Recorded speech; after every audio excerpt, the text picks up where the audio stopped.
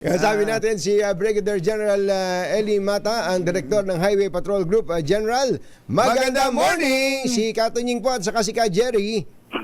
Good morning po. Good morning po. Katunying, Ka Jerry. Opo. At sa mga tagapinig niyo, follower niyo po. Teka muna, ano tingin nyo? Lagyan na natin ng hump siyang Marilaki na yan. Ano ba sa ninyo sa proposal na yon? Siguro po hindi po ham. Siguro rumble strip. Rumble strips. So, yung parang... mga expressway na na-experience natin. Para magising ka, ganon? Magising, para hindi sila makapag-banking, hindi sila mag-freewheeling dyan. Di ba? Rumble strip will do. Oo, lalo sa mga kwan, yung papakurba, yung very sharp yung kurba, General, ano? Yes po, sir. Ngayon po, ano ba ang ginawa niyong hakbang dyan sa sunod-sunod na naman eh? Actually, hindi naman nawawala aksidente dyan. Pero ngayon, mas nabigyan ng prominence sa media sapagkat may mga namamatay. General, ano po yung aksyon ng Highway Patrol dyan? Since I assumed last week as Highway Patrol, this is one of my guidance to monitor and secure this area. Unfortunately, yung bagong provincial highway patrol natin, kaupo lang din, nasabayan siya ng insidente na yon when I gave him instruction. At ngayon po, na-saturate na siya. Initial action taken po natin, na-saturate na siya ng kapulisan plus force multiplier from Proper A and Highway Patrol Group po. And I engaged LTO last Monday for coordinating conference with that regards problem dyan sa Marilaki. And nung Wednesday, holiday, intentionally I inspect the area and it so happened na I met yung mga potogs. Yan, meron talaga dyan. Sa area and I engaged them na kasi they are parang sila yung nakakapag-motivate dun sa mga motorists. Yun, tama. Ginaganahan lang, nagpapasiklab. Na bumengking para mapicturan. Nakikita nila yung skills nila sa pagmamotor. Pag may nakita silang mga group of photos and videographer na naka-standby dyan sa area na yan. Ipagbabawal nyo na ba ngayon yung mga picture, photo na yan? Doon? Actually, yung presence ng photos, mga videographer is not a violation alone. Parang nila yan passion nila yung kumuha ng ano dyan. Kaya lang, nakamotivate nga dun sa would-be violator ng reckless driving dyan sa area na yan. Kasi yung area na yan, ang ganda nga naman, pag anuin mo yung mga curve niya, banking, saka freewheeling. Yan ang mga ginagawa nila po dyan. Nakaka-motivate ng mga kamote driver. Opo.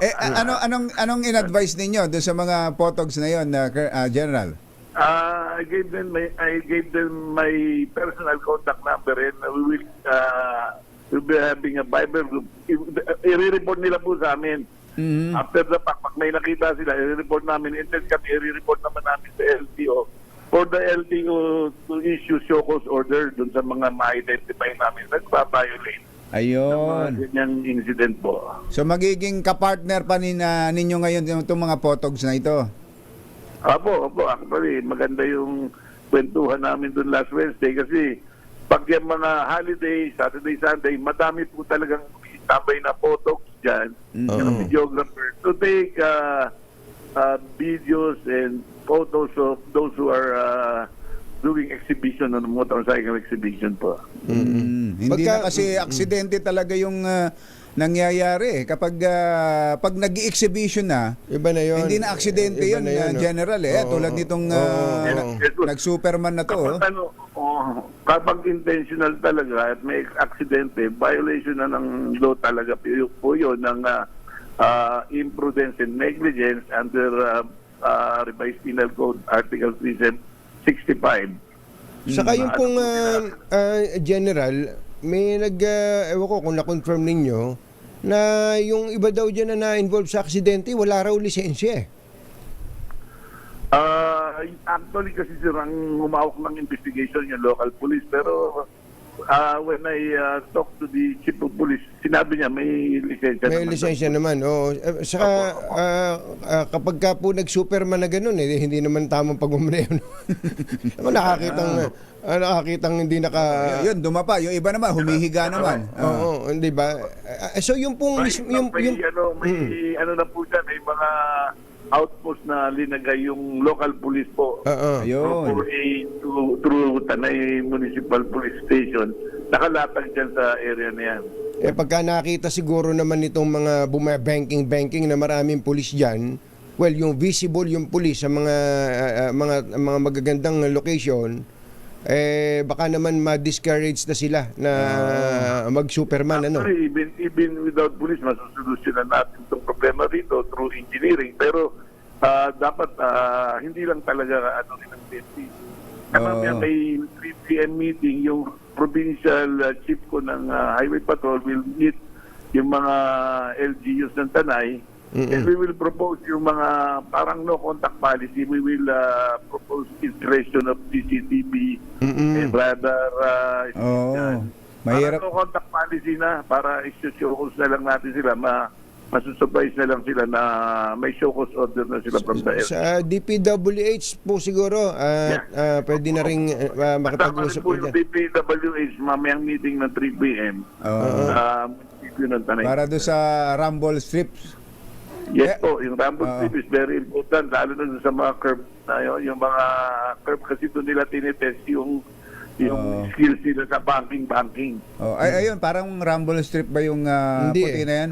Iniwasan eh. Iniiwasan din eh. Pwede rin palang pinturahan para akala nila rumble strip yun. Okay. Maiba lang po ako, General, isa na lang, ano? Yes, ang isa po ngayon sa mga issue, especially yung mga mga may-ari ng mga bagong sasakyan, ay hindi agad marehistro ang sasakyan sa higpit daw po ng Highway Patrol sa pagbibigay ng clearance. Kailangan po ba talaga ng Highway Patrol clearance? Sabi po, yung pakiulit po. Opo. Sir, Opo. sir. Pwede na po. Sabi yung dating. General, narinig niyo po kami ngayon? Hindi ko po kayo maintindihan. Sige po, baka kayo Sa signal niya sa signal cellphone. po ninyo. Sabi po yung signal, Sir Tunying. Sabi po. Pero okay na po kami. Sa ibang pagkakataon na lang at sinenyasan na kami dito. Wala na raw pala kami oras. Kaya nakasang ko yung TV ko. Opo. Okay. Thank you, Okay thank na po. you. General, maraming salamat po sa inyo at magandang umaga po sa inyo. Narinig ko po kayo. Opo. Ayan, Sa ibang pagkakataon na lang po yung isang issue na gusto po namin ilapit sa inyo. General, maraming salamat at congratulations po sa inyo bilang bagong direktor ng Highway Patrol Group. Mabuhay po kayo. Me. Thank you. Yun. ACS Bal.